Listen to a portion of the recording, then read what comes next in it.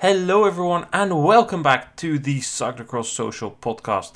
We have swapped the Big Apple State for the Old Line State, Maryland, Baltimore. We had the Charm City Cross, the 5th and 6th round of the USCX series taking place this weekend. And with me here to discuss that is Issam. Thanks again for being here. Absolutely, thank you for having me. It was a weekend of finalies. We've been waiting 2 weeks on Ferdinande and Strohmeyer, two of the strongest riders, to take their first wins. And yeah, as I just said, finally they got their win, Issam. Indeed, finally. I mean, it's I think both riders had it in them to win a race, but everything had to, be in their favor, and it just wasn't to be for both guys. I think Ferdinande almost messed it up himself on the Saturday. I mean, that could have ended way different than how it eventually did, and he was kind of lucky to run away there with the victory in the end. But and for Strohmeyer on the Sunday, the right attack at the right moment, the guys behind him didn't really react instantly in that way, and then it was a victory for him. But it was very nice to see that those guys eventually got it together, got the race win, because they, both guys really deserved it if you look at the previous races in the USCX series. Let's dive into the racing on the men's side on the Saturday. Scott Funston had the best start. He created a big leading group. We had like 9-10 riders at the front for a while. That eventually went down to 8. And eventually we thinned it out to 5 leaders. We had Strohmeyer, Ferdinande, Rochette, Baastans and Curtis White up front. Rochette was not making a strong impression. We later learned he was ill, not feeling too great on Saturday, too ill to start on the Sunday, which explained part of his bad race. With a couple of laps to go, 4 to be precise, Ferdinande went solo after Rochette had issues making it through the pro line on the U-turn. Strohmeyer was the first one to bridge the gap. White came up later with 2 laps to go. On the big climb, White launched an attack in the penultimate lap, but that was not successful. We had 3 leaders going into the final lap. The 2 Americans, Strohmeyer and White, were facing Anton Ferdinande. White tried the same attack as he did in the penultimate lap up the steep climb with a slingshot, and this time he did not manage to get away, but it put him in the lead, and that was very important on this course, which has a lot of corners. He looked to be fighting off Strohmeyer and Ferdinande, who were fighting for positions themselves. But as Ferdinande defended from Strohmeyer, he tried to pass White. He made a mistake twice. First he ran into the back wheel, giving White a gap. Once he closed that, he tried a pretty ambitious move down the inside, ran into the back wheel of White, almost crashed, somehow still ended making the corner in front of White, got past, and then whilst we were watching the replay, he somewhere took the lead. And that was enough for Ferdinande. In the leading position through the final corner, nobody could pass him. He took the win ahead of Strohmeyer, who outsprinted Curtis White.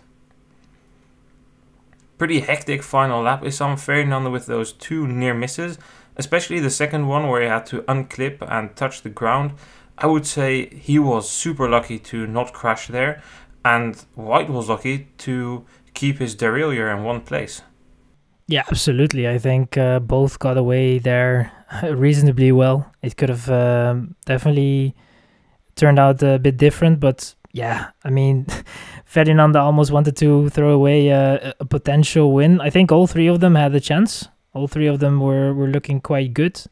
Strohmeyer and Ferdinande, for me, looked a little stronger than Curtis White, and at the end it showed as well in the results. But for Ferdinande, it was, you could see that he was probably a bit the one that kind of knew what he had to do in the situation.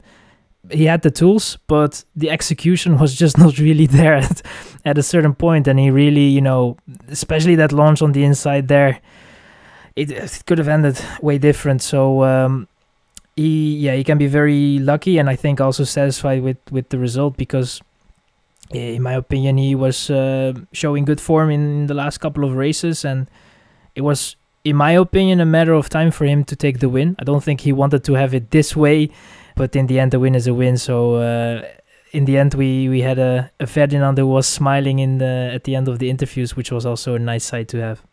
Yeah, most definitely. He was one of the strongest riders. It was long overdue that he would take a victory. Had a couple of chances which didn't go his way. Of course, that feeding DSQ in the first weekend. He had that chain issue. And those other mistakes in the final lap, and honestly I got deja vu. I was thinking, whoa, is he really going to throw this away again? Especially that dive bomb where he almost crashed. It seemed so desperate to me. That straight was so short that he even tried to do it there was pretty audacious, and I got him in a gnarly situation. He was just super lucky. He made contact with White. White was just acting like a cushion there. He couldn't get his bike slowed down. White was just slowing Ferdinande there, and okay, White passed him, but Ferdinande took the lead after. It looked to me like White was completely out of his rhythm after that, which is normal. I mean, you don't expect somebody to be there at the inside of the corner using you as a cushion to avoid crashing, but it's racing. I don't think there were any bad intentions from Ferdinande. I don't think we need to discuss if this was a DQ-worthy move by Ferdinande. This is just how things go in cross. White lucky, as said, to keep his derailleur in one place and not have that break down there, because that can happen pretty easily if somebody rides into it from the back. But Strohmeyer, I would say where White did everything right in the final lap, Strohmeyer almost did everything wrong. Well, not everything, but he was holding back, which was good to see. But I again just see that this is a super talented rider, but he lacks the experience because he was waiting too long now. And when he did try to make the move on Ferdinande, he went around the outside, and around the outside of a U-turn in the dry conditions, it's just not going to work. Yeah, indeed, and especially the Belgian riders are not going to let you around the outside. No way. And especially the most experienced guys, the guys that have been racing.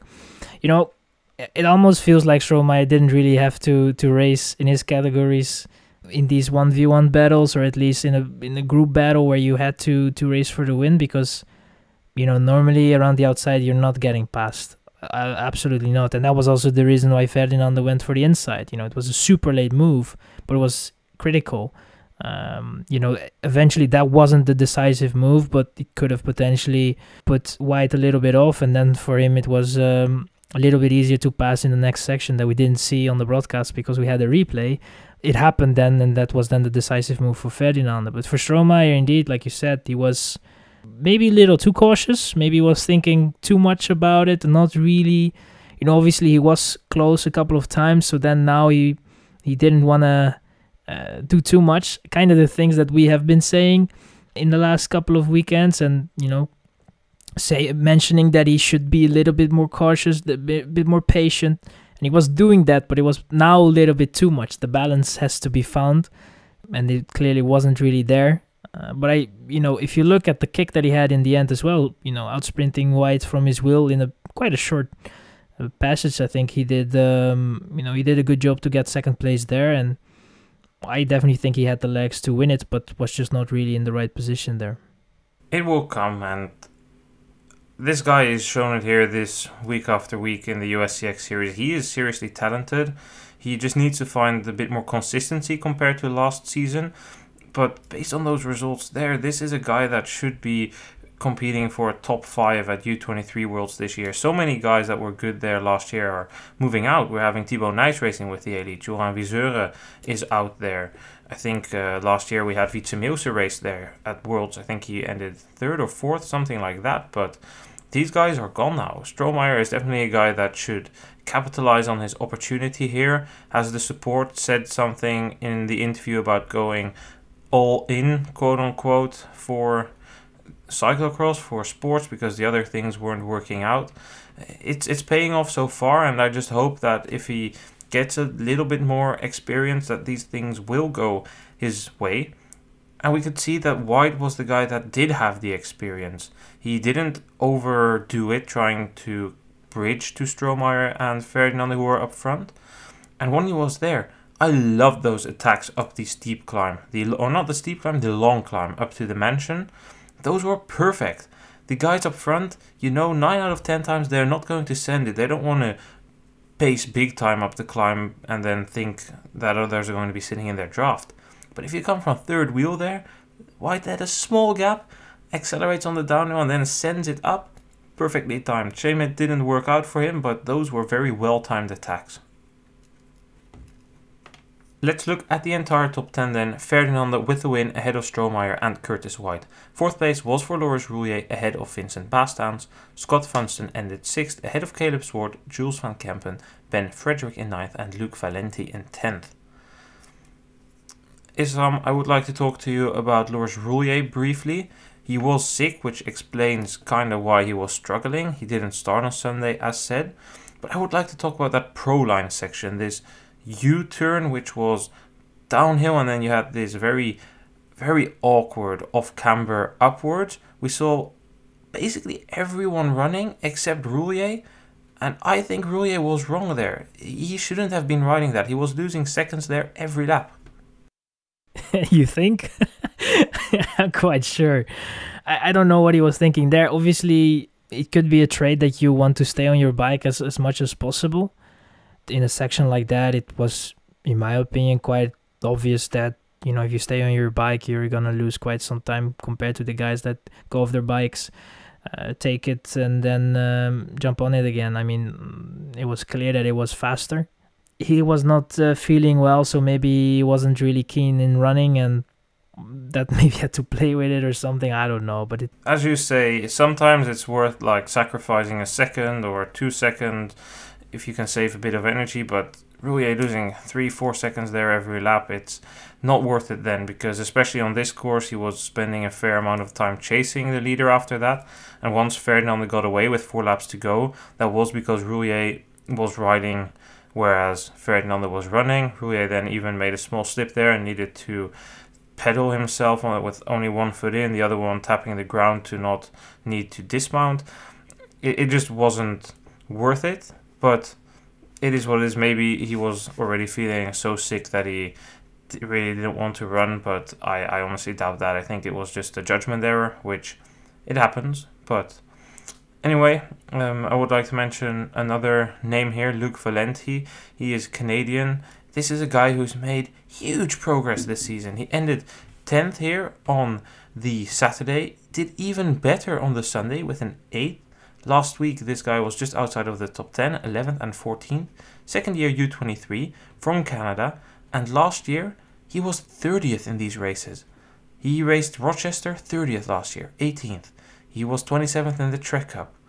This is a guy that has made an insane amount of progress, and I love to see that, because this is not a guy who's been a super talent. When he came here in Europe to race during the COVID season of 21-22, he did all right, but nothing that really indicated this level of performance at this stage. It's been quite a surprise to me. Yeah, for me also. I mean, he popped up in the results, and for me it was I really had to look and think about who he really was. Last year he actually was an under-23 national champion, so the talent is definitely there, but he made quite the progress, and it's good to see that he is able to mix it up with these guys, and that's how you improve. I think for especially at that age, it's difficult, of course, to race with the elites. But if you can hold your own and you're able to actually, stick with some of the best in the top 10, I think it's for him, I guess, a very promising sign, and it's very good to see for him as well. And you can only take positives from that. So it's I think we are introduced to a new name, and let's see what the future will bring for him. I think it definitely helps that he's been racing for Ecolo Chrono this season on the road, done a pretty good road campaign there. It helps get the speed, and it's just good to see him do so well. Definitely a name we will be following. And with that said, it's time to go talk about another Canadian on the women's side, but for her we will introduce you to the Dutch word of the week. Hij is Jan Dori al thuis. En onthoud vooral die voornaam. Thibaut is de naam. It's time for Dutch word of the week, Issam, and the word of this week is Klasse Apart. Tell us what it means. Literally, it means class apart, but it's when you are just miles ahead of the competition, and you're at a level that the others would really love to reach, but it's unreachable for them. And I think that you could definitely relate that to where at the moment Rochette is with the field that she's that she's battling with in the USCX series. It's she can do whatever she wants whenever she wants, and she can decide how she wins the race. And yeah, it's great to see, to be honest, because difficult last year, and this year it was there were some doubts before the racing, but now the racing has started and it looks very good. So it's great to see, and it's gonna be interesting how she will level up with the competition then in the World Cups and stuff, because that is obviously also I think for her the main goal, how she will deal with the likes of a Peterson and Van Empel. It's gonna be interesting how that will play out, but we shouldn't be we shouldn't be expecting too much from it, but it's definitely nice to see how she is going at it in the last couple of races in the USCX series. Yeah, definitely. The scenario was pretty much the same on both days as we've seen in recent weeks. Sydney McGill having a fast start, Rochette following, Rochette then dropping McGill, and then the question is, where's McGill going to end? Rochette is going to win. Is McGill still going to be caught by somebody coming from behind? Yes or no? The answer on Saturday was yes. She got overtaken in the final lap by Mani. The answer on Sunday was no. She ended second. It's good to see this level of McGill, but Rochette just truly is a class above the rest. And as you say, it will be interesting to see where does she place herself in the World Cups, in the bigger races, because she's clearly, well, I wouldn't say too good to race these races. It's just, she's going to win.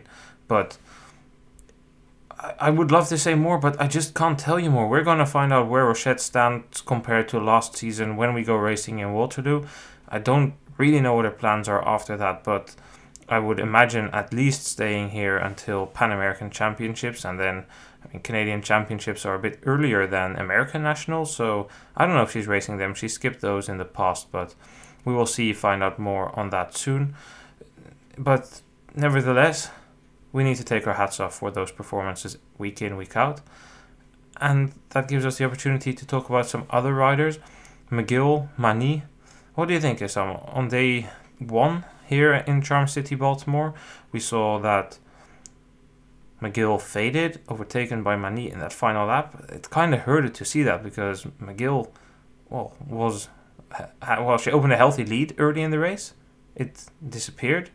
I thought that she was pacing it just well enough to hold on to that lead, but she just came short. Yeah, but the thing was that I think the last 2 laps, you saw it kind of coming. You were like, oh, this might just not be enough, the lead that she has over Mani. And Mani really went for it, gave it her all, and was just able on the last lap to catch up and overtake her immediately. Didn't waste any time there. And I think that's the right strategy there, because when you have the chance, you just have to go for it, and especially on the last lap. So I think McGill did almost everything right. Regardless of how she paced herself, it was probably going to be a difficult situation for her to beat Mani on day 1. And on the second day it was different, I guess. There was a little less pressure from behind, and I think she was able to pace herself just that tiny bit better, and that helped for her then to secure that second place. And I think, like you said, I think the progression has been great to watch. There is definitely a step made compared to last year. The whole new structure that she is also in right now with Cervelo Orange Living. So I think that that whole thing is kind of working out at the moment, and hopefully that will it will stay like that, and we will see more improvements over the course of this season. Technically, McGill is so much better than Mani. It's just the difference you could see. Mani, running-wise on the stairs, did not look good at all, especially on the side-by-side shot with her teammate Lauren Zorner on the Sunday. Zorner was running so much smoother, so much easier than Mani, and the only place on the course on Saturday where Mani was considerably stronger than McGill, that was the big climb to the mansion. That's where she closed the gap in the final lap. That's the only place where she was a lot stronger. Technically, McGill was better. It doesn't really matter for the race because you have to race the course there is, but it's just something to keep in mind. If if it's muddy or if there's more corners, that it plays a bigger role. McGill is simply better than Mani. And I think over the course of 2 days, McGill also seems to recover a bit better than Mani does. I'm not saying Mani is bad in recovering. She's done fine, but I mean, she's also coming to an age where definitely recovery starts playing a bit of a role in a more negative way, at least what I've been understanding from science and just riders talking in general. But yeah, on the Sunday it was just a slightly different version of the same script. Again, McGill with a faster start, but then caught and dropped by Rochette. But this time her lead over Mani was bigger, and it just kept getting bigger as well. But yeah, good to see from both. Let's run down the top 10 of the Saturday's race before we go into Sunday. We had Raylan Nuss in 4th behind the podium of Rochette, Mani and McGill. Then Musgrave was in 5th ahead of Shields. Zorner in 7th ahead of Cook White. Ella Brenneman and Zoe Clay round out the top 10. Briefly on Raylan Nuss here, I believe we have some updates on how the weekend last week, which didn't go great, what the cause of that was and why she was still struggling slightly this week or so. Yeah, I mean, we were speculating about it, and we're kind of saying that the deficit was just too big to blame it on shape or anything like that. And, you know, eventually the news came that it was illness, which obviously explains a lot. But then you also have to look at it and be like, was it responsible to a race? Because if you feel sick and you feel not 100%, maybe you should consider, you know, not taking the risk and recover. And because, you know, sometimes when you train while you're actually ill, it can actually worsen the situation. So I don't know if it was the smartest thing to do, but it explains 100% why the results were so, I mean, they were not great. And especially the way how she was riding, she was still managing to, you know, to have a okay result, but you could see clearly that something was off. And, you know, I think for a rider, that's the best thing to have, an explanation for a bad result, because if you don't have it, you know, it's always a bit more difficult to deal with. Then Kaya Musgrave in 5th. Cooking on gas, Kaya Musgrave. What a result once again. Winning the sprint of Shields and Zorner. Definitely another result for her to move forward from, with a 6th, 5th, and then on the second day in Charm City, a 7th place. Some very good results for her. Not going to repeat what I said last week, but still stands. Very talented rider. Good to see her up there. If we move on to the Sunday race, then I think we discovered the main players. We just covered that, so let's go through the top 10. Rochette ahead of McGill and Mani. This time Zorner in 4th ahead of Nuss, Shields, Musgrave, Brenneman, Cook White and Mia Asseltin in 10th. Only rider I would like to mention here is Lauren Zorner. Stronger race by her on the Sunday than on the Saturday. Nuss seemed to be struggling a bit more with that illness, ending 5th. I think that it is still a wise decision to race if you feel slightly recovered. I mean, next week is a rest week, so you want to get that TV time, want to defend your place in the standings, get that prize money. It's pretty decently paying series, $75,000 for both men and women for the classification at the end, so it's definitely worth getting those points and racing there. But yeah, nevertheless, I think we will see an improved Nuss towards the final round, which will take place in Falmouth, Massachusetts at the end of the month. Then on to the final race of the weekend, the Sunday race for men. That was another pretty interesting one. We again saw a rapid start for Scott Funston. This time he got away for a very short while, no big leading group, but interesting dynamics in the first part of the race. Strohmeyer took over the lead, and then Ferdinande in second wheel had an issue with his chain, which gave Strohmeyer a nice lead. He was at least making some of the commentators believe that he was ready to win the race, but that was without Ferdinande and Bassans chasing. Those two kept going and caught Strohmeyer after some 20 minutes of racing. White later came back, making it 4 leaders. Important to say, if you missed it before, Lars Roulier didn't start because he was sick. Later on in the race, we had an attack of Bassans. White closed the gap, and with Ferdinande just hanging back, Ferdinande made a mistake. He crashed and went down. Strohmeyer at that point was already dropped, and by the time Ferdinande got on his bike again, he was with Strohmeyer. White and Bastaans were up front, had a 20-second lead, but sat up. Both just started looking at each other, which allowed first Strohmeyer and later Ferdinande to come back. Strohmeyer up front didn't waste any time, so before Ferdinande came back, Strohmeyer already took the lead. He then attacked, and, well, some will speculate Bastaans didn't have the legs, others will say he let Strohmeyer go, but the matter of fact is Strohmeyer got a gap through a technical section in the woods, and Curtis White, once he was able to respond, couldn't close that. Strohmeyer took the win with a 2-lap solo, getting his win. Behind that, Bastaans ended second, ahead of Curtis White. So Issam, the question of the hour. Did Vincent Bastaans give that win to Andrew Strohmeyer, and if so, why? Yeah, about the why, I have no idea, but I think giving is a big word on what happened. I think it was the circumstances led to eventually what happened, and Bastaans definitely helped him out there. And you know, we had seen in, I think with 5 to go or something, Bastaans getting to Strohmeyer and saying some words, and Strohmeyer reacted. I think there's probably something in the likes of let's work together, or at least don't, you know, let's not chase each other that hard. And I think that a partnership was born in the race, and you know, the two guys, especially with the last attack from Strohmeyer, you could see that Bastaans, you know, didn't really have any intention of following, and was doing the Paul Sousen tactics that we have seen in the last couple of years, kind of. So, you know, he was parking it there, and then eventually also Ferdinand has to react first. White then has to react. It was that was what he needed. He needed that push for that attack, and then when he had the gap, you know, you still have to hold it, because I think White was nearing till like 2-3 seconds. The gap was not that big.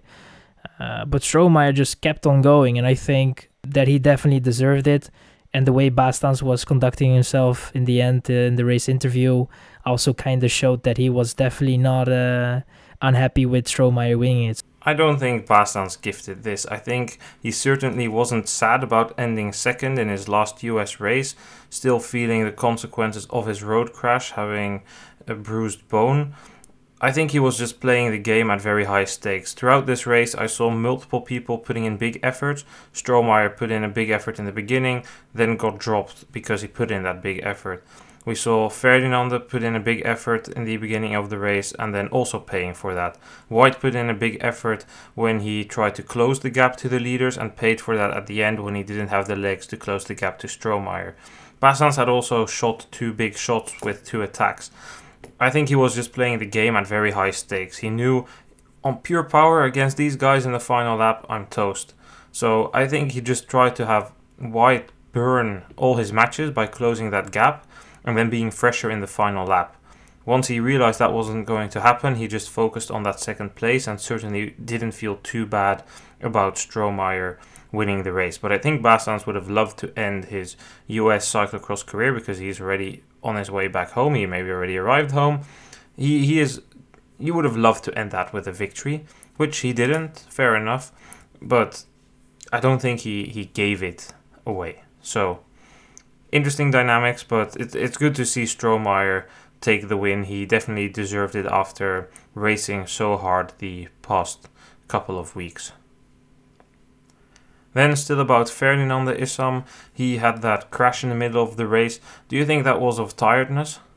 Yeah, most of the time when someone crashes during a race, it's either skill or it's because of a combination of skill and already feeling a bit fatigued in the race. And considering the fact that he had quite a big effort before that and was kind of caught and then was kind of countered in a way, you could then definitely say that he was trying to hold the wheel of Bastaans, and you know, it was just going a little bit too fast for him there, and yeah, then the crash happened. So it is a relatively easy corner in a way, so it's just a silly mistake, and he was entering that corner almost crashing already, so then you kind of know already what your fate will be. And yeah, bit of a shame for him, but I think, you know, he already had the win on the Saturday, so it can happen, those kind of mistakes, and you'll learn from them.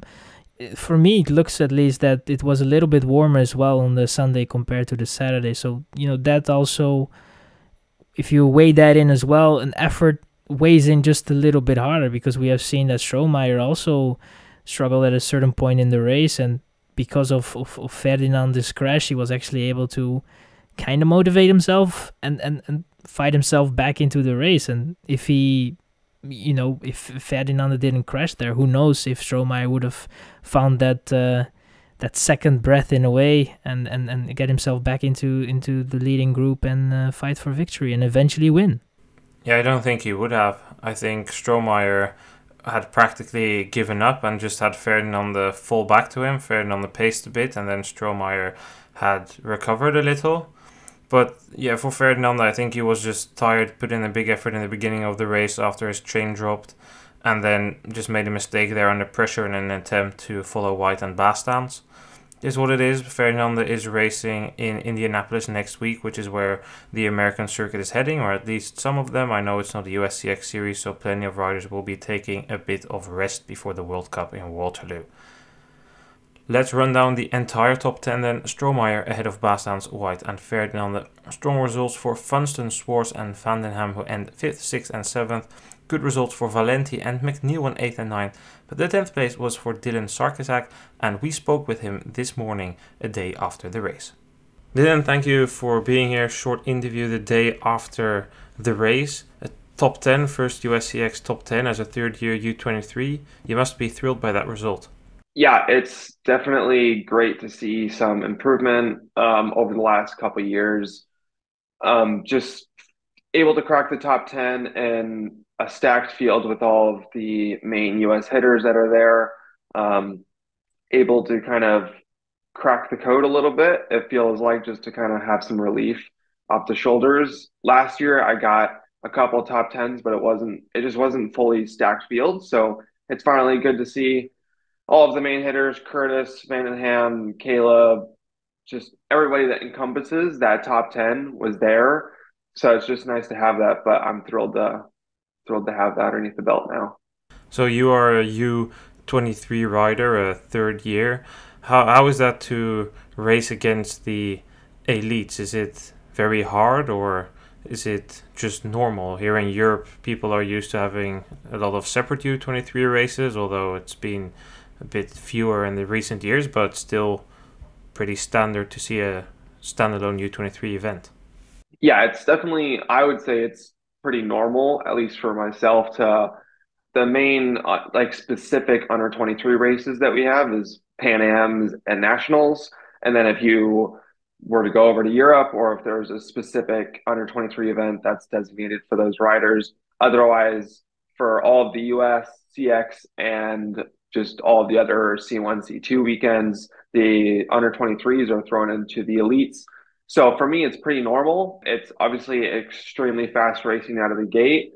And if you don't have points, you have a randomized call-up. Last year at Baltimore, day one was where I scored my first point. That's where things kind of turned around, but it's been a really big learning curve from the juniors. I missed my second year UCI junior from COVID, so we just didn't race at all, which was a big bummer, but it's a huge difference just how fast it is, not just right out of the gate, but the continuous power and exertion that goes on for the first specifically 2 to 3 laps is like absolutely blistering, and you feel like you're going to kind of explode after that.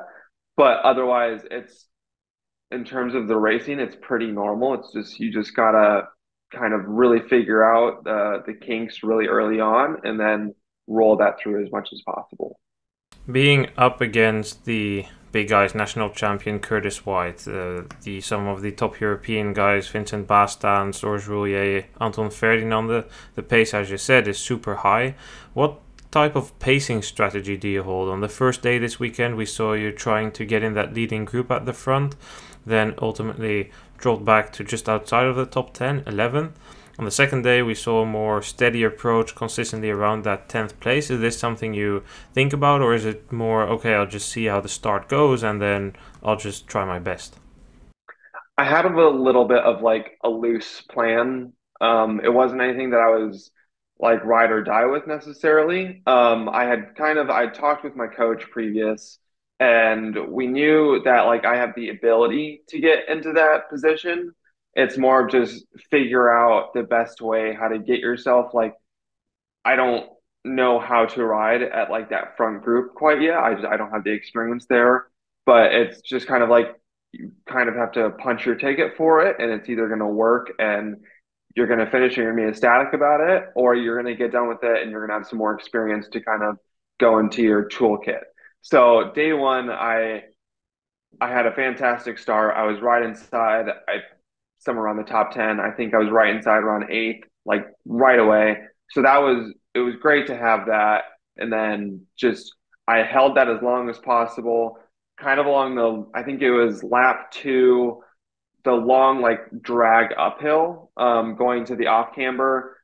I think I saw Curtis was kind of going along the side, adding some pressure. And it was just enough where I was already on my limit from just trying to close gaps and fight my way through. So that kind of initially distanced me a little bit. Otherwise, it was just my plan was have a great start, plan at least having a great start, follow wheels, and hold on for as long as possible. And if you blow up, you blow up. Otherwise, you try, and there's not really any excuses for that. So as long as I can say by the end of the day that I tried, I did my best, and I couldn't really give anything else, then that's where the plan ended.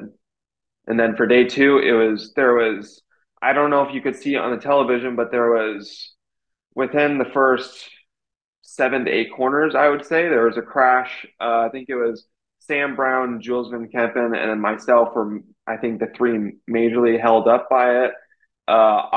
Jules and Sam both went down. They hit the ground. I just kind of came to a halt, stop. I couldn't really like get around them. There's too many like riders just like budge my way through without just causing a massive pile up. So I kind of waited till I had a quick opportunity to kind of get over them, get going. I was, I think, just inside the top 20 at that point versus I think I was riding 10th, 11th before that. Like kind of right around the front group is where that gap has typically been making. So I just typically got just right on the gas. I was like, well, you don't really have too much to lose. You just have to gun it, and hopefully it all pans out by itself. And it ended up pulling out a top 10 for me. After only finishing in the top 15 for all the USCX races, you're in the top 10 of the standings. Is this something that's important to you, or maybe more important to your sponsors? You race on a privateer basis. How is that? That's very difficult, at least I can imagine it is. Yeah, so the USCX going into the season was not really on my radar at all. As in terms of the overall standings, I was I was just kind of going into it, have my calendar that I had kind of previous set for a tentative schedule. And I was like, well, these are the races. I had some goals that I had in mind for the season, but it wasn't anything that I was like, I'm going to go for a top 10 in the series. And when I got into it, I'll be honest, I was a little surprised. I was like, I saw my name in ninth or 10th or whatever it was. And I was like, oh, that's kind of some a special added motivation just to kind of keep things underneath the belt, have something to strive for. And if all well goes well, then I'll end up in the top 10, which is probably more than what I could have asked for in terms of the USCX series in my season. So that's been really nice to see, just the consistency with it and having the added motivation to go for that. Like you said, I am racing as independent with my own sponsors this year, and last year I did as well. So let's see, I was racing for a team in my first year under 23. Fortunately with COVID, that ended up closing. So it pushed me into my own independent program. So I've been doing that over the past several years. It's definitely difficult in some aspects, just because all of the responsibility lies on myself, which has its pros and cons. I have the ability underneath some of the umbrella of sponsors within races and what they're wanting. I have the ability to race my own schedule, race with the sponsors that I'm wanting to work with, whether they have the same goal or passion, whatever it is, as myself. So you get to do the things that you want to do within certain kind of restrictions, but there is just a lot of responsibility. So I'm kind of keeping things as a setup on the down this year. It's just me and my mom just kind of traveling around. We have a trailer that's fully outfitted with all the tools, gear, all of that. But I've just been taking the car. We have like an overtop carrier. We have a tent strapped down on the top, and we pretty much just pack the car full, and everything that is needed is in there. And so it's just super simple, and but it just kind of keeps me just enough where I need it, but it doesn't keep me so stressed out that we have every single thing to worry about. So just dim down setup, doing the best we can, and just kind of keeping it rolling is kind of where I'm at right now with that. I've understood the trailer is going to be on the move soon again, heading where? Where's the next destination going to be? What does the logistical side, the travel side look like of an American rider now?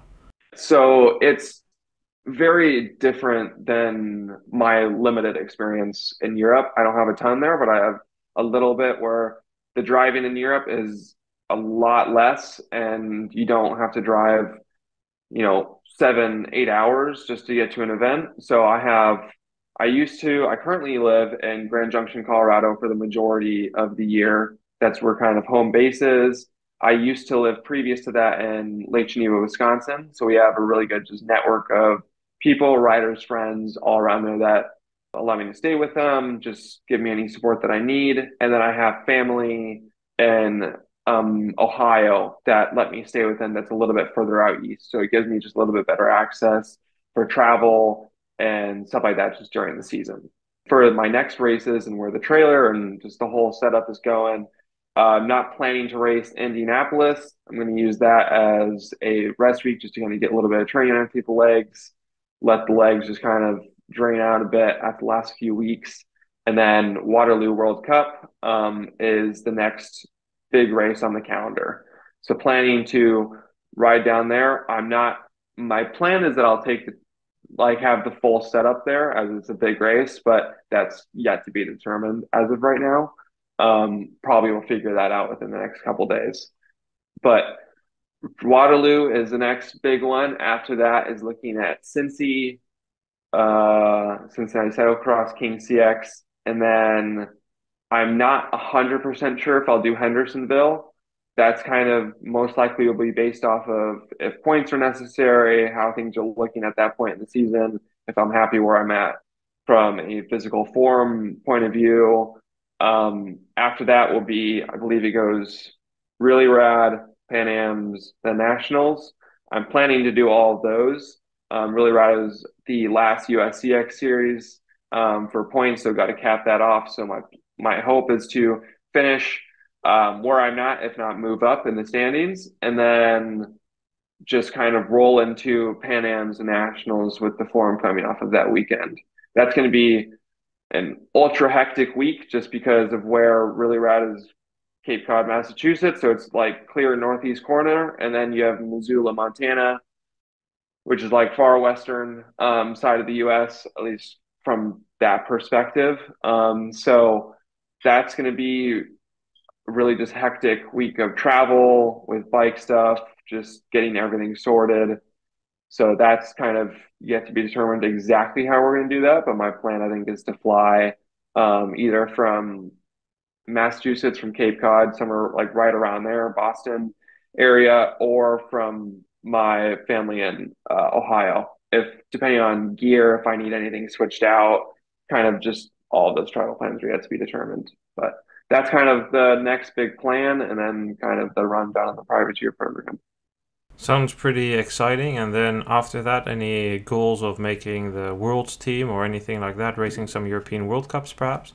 The goal is to be selected for both the December block of Kursk racing in Europe as well as the World Championships. Those are kind of the two main overheading goals of the season. And then underneath that falls obviously Pan Am's Nationals. And so that's kind of, I have the hope of being selected for that. There's obviously some work to be done within races. There's a lot of fast under 23s right now with Andrew Strohmeyer, Marcus Shelton, Jack Springer, Jules and Keppen. All of those guys are riding super fast right now. So kudos to them. Obviously, it's extremely fast racing right now. It's dry, it's hot. It's how the name of the game goes this early in the season. So hopefully things stay consistent and I can even have some more progress throughout the season and then get selected for those races. But that's kind of where the overheading goals are stemming. Sounds exciting. Thank you very much for your time. Yeah, thank you. I appreciate it.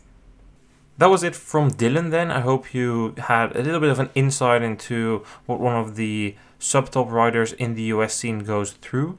I will briefly give you some results from Europe before we end. The first round of the Swiss Cyclocross Cup took place. The men's race was won by Kevin Kuhn ahead of Gerben Kuipers and David Menu.